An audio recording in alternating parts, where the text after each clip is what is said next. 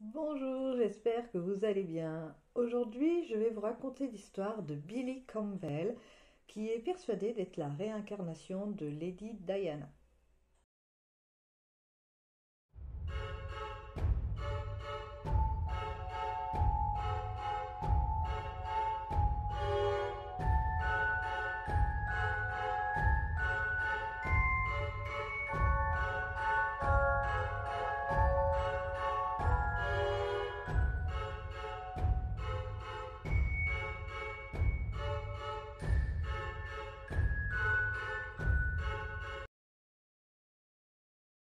Alors, Billy est un petit garçon qui est né en Australie 18 ans après la mort de Lady Di.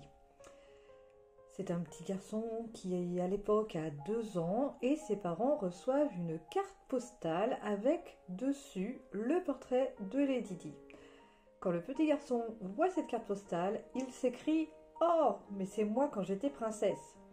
Ses parents sont un petit peu surpris, mais ne prêtent pas plus attention que ça reste un petit garçon et les enfants, ils ont beaucoup d'imagination. L'histoire aurait pu s'arrêter là, mais à 3 ans, le petit garçon continue à dire qu'il est une princesse et à parler de ses enfants Harry et William. Alors les parents en dehors de cette carte postale n'ont rien à l'effigie de Diana, donc il n'est pas censé connaître plus que ça Diana. Et au fil du temps, il va donner encore plus de détails sur la vie de Diana et va dire que sa demeure préférée était le château de Balmoral et que ce château possédait des licornes. Les parents sont toujours un petit peu surpris. Ils vont se renseigner et effectivement, ils s'aperçoivent que l'emblème de l'Écosse, ce sont des licornes.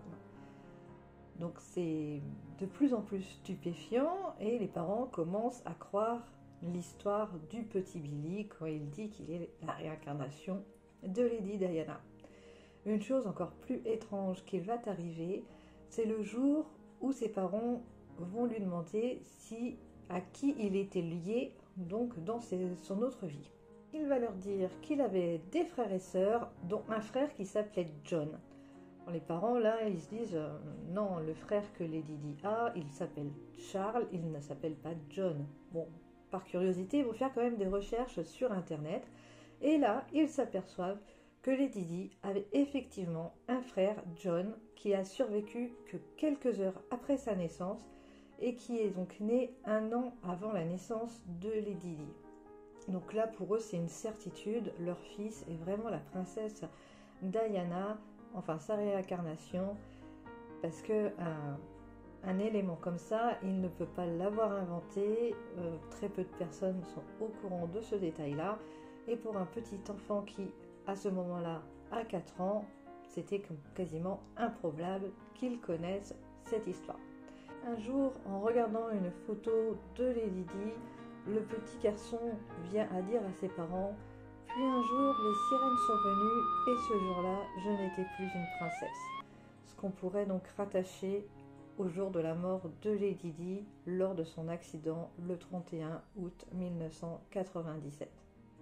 En 2019, le père de Billy, David Campbell, qui est journaliste, se décide à partager l'histoire de son fils maintenant qu'il est persuadé qu'il est la réincarnation de la princesse Diana. Alors, c'est une histoire qui va forcément être médiatisée et qu'on va entendre un peu partout dans le monde. Alors un médium, Peter Williams, s'est intéressé au cas de Billy et a dit qu'effectivement Billy pourrait être la réincarnation de la princesse Diana, surtout qu'il connaît des événements qu'on n'a pas connaissance. Peter Williams explique que les souvenirs d'une réincarnation peuvent être dus à la mort tragique de la princesse et que les événements tels que la naissance de ses petits-enfants pourraient être une cause qui fait que la princesse voudrait rentrer en contact avec eux. Peter Williams explique que les enfants sont beaucoup plus ouverts au monde spirituel et qu'à cet âge-là, il est énormément plus facile pour eux d'avoir une connexion avec leur vie passée.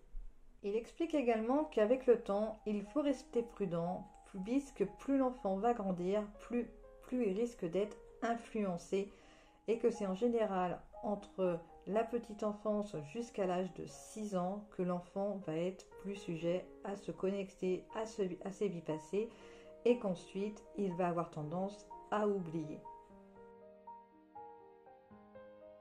Alors, le cas de Billy n'est absolument pas le seul qui est recensé. Il y a également l'histoire du petit James Leininger qui, lui, depuis ses 2 ans, assurait être un pilote de la Seconde Guerre mondiale. Et après recherche, ses parents ont effectivement retrouvé des liens avec d'anciens vétérans. C'est une histoire qui est vraiment passionnante. J'ai eu l'occasion de voir un reportage dessus. Si vous souhaitez, je pourrais vous en parler dans une prochaine vidéo. Et il y a aussi le petit Cameron McCauley qui lui habite à Glasgow et n'arrêtait pas de vouloir revoir sa maison sur l'île de Barra, une petite île complètement perdue, et il était vraiment très triste de ne plus voir son autre maman. C'est une histoire aussi qui est très intéressante. Là aussi, il y a un reportage sur ce sujet-là. Et ils ont même fait le déplacement sur la petite île de Barra. Et si vous ne connaissez pas, je vous laisse regarder cette histoire où je pourrais également vous en parler si vous le souhaitez. Ce n'est bien sûr absolument pas les 2 seules histoires, il y en a énormément.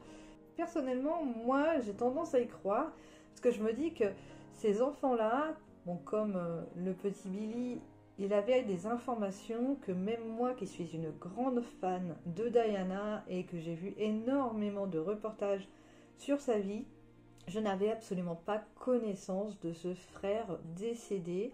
Donc comment un petit enfant de 4 ans, lui, pouvait en avoir connaissance, surtout si la famille n'avait pas spécialement d'infos sur Diana. Donc voilà, et puis quand j'ai vu aussi les autres reportages sur les autres enfants comme Cameron et James, c'est aussi vraiment des histoires qui sont juste hallucinantes. Et du coup, moi, voilà, j'y crois, je me dis que c'est possible. De toute façon, pourquoi nous aurions qu'une seule vie? Voilà, ça laisse un peu, je ne sais pas si on peut dire rêveur, mais je trouve ça vraiment très intéressant. Et effectivement, les enfants sont beaucoup plus ouverts étant petits. C'est pour ça qu'ils peuvent nous raconter beaucoup de choses et qu'on leur dit non mais tout ça, ça n'existe pas. Mais en fait, ils ont des connexions que nous n'avons plus une fois que nous sommes adultes. Alors j'attends vos avis en commentaire. Dites-moi si vous avez tendance à y croire ou si vous êtes complètement fermé à cette idée de réincarnation. Si vous avez des histoires similaires que vos enfants auraient pu vous raconter.